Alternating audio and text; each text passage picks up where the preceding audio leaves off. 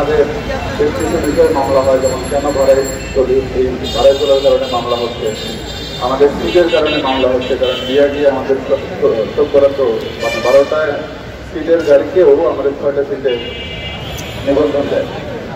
তো আসলে এই সিট একটা রোগের ক্ষেত্রে একটা ট্রেন সিট দেওয়ার পরে অনেকগুলো সিট থাকে, প্রায় 7-8টা সিট থাকে।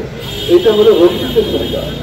একটা রোগী যদি বহন হয় বা একটা লাশ যদি ওই অ্যাম্বুলেন্সে বহন হয়, দেখা গেছে এখান থেকে বরিশাল যায়, তার জন্য এডিশনাল বা অতিরিক্ত কোনো গাড়ি লাগতেছে না, অর্থাৎ একটা ভাড়াতেই সে তার পরিবার সহ, রোগী সহ বা লাশ সহ তার পরিবারে দিতে পারতেছে।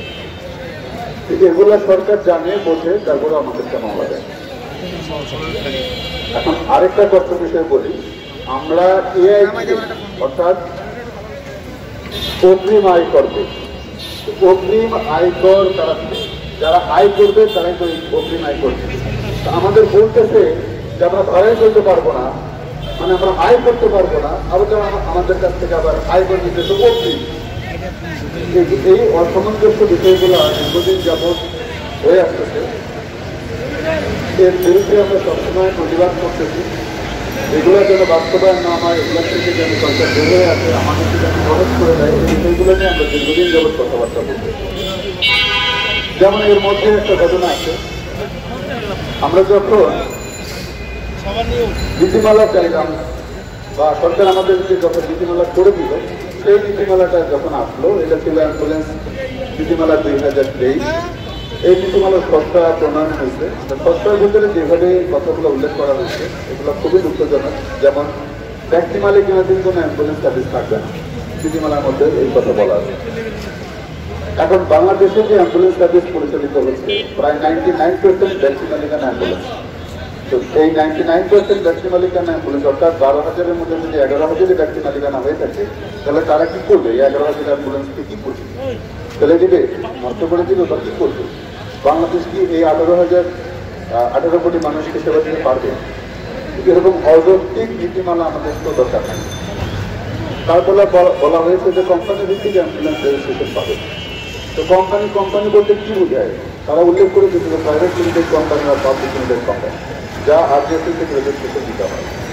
তো আমাদের বাংলাদেশে যারা অ্যাম্বুলেন্স আছে আমাদের জনগণের জন্য দিচ্ছে, তারা বেশিরভাগই দেখা গেছে যে ড্রাইভার সাহেব থেকে অ্যাম্বুলেন্সের মালিক একটা গাড়ি কিনে 30-40 লাখ টাকা দিয়ে বিভিন্ন কিস্তি, সুদ, লোন এগুলো করে কিভাবে প্রাইভেট লিমিটেড কোম্পানি করবে বা পাবলিক লিমিটেড কোম্পানি করবে? একটা পাবলিক লিমিটেড কোম্পানি করতে গেলে বা প্রাইভেট লিমিটেড কোম্পানি করতে গেলে অনেক দায়বদ্ধতা আছে। এই দায়বদ্ধতাকে কি করছে সরকার? আমাদের এই ব্যাপারে কি ট্রেনিং করে, কি জানিয়েছে, কি বলছে? এই টাইপের অসামঞ্জস্যপূর্ণ অ্যাক্টিভিটিগুলো সরকার আমাদের উপরে চাপিয়ে দিয়েছে।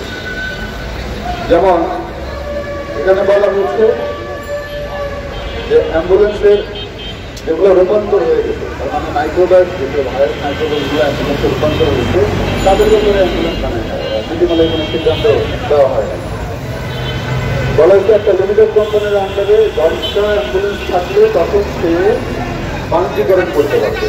একটা অ্যাম্বুলেন্সের দাম যদি 30 লাখ টাকা হয়, তো 10টা অ্যাম্বুলেন্সের দাম হচ্ছে 3 কোটি টাকা হয়।